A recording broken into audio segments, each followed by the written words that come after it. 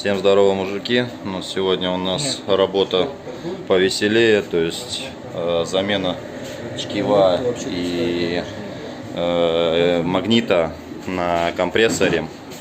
Вот, полностью промывка вот такого вот кондера.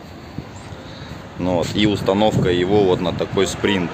Спринт переоборудовывается под холодильник, точнее под морозильник.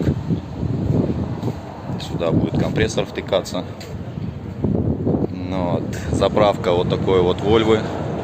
Сейчас она стоит на вакуумации, проверка на утечку.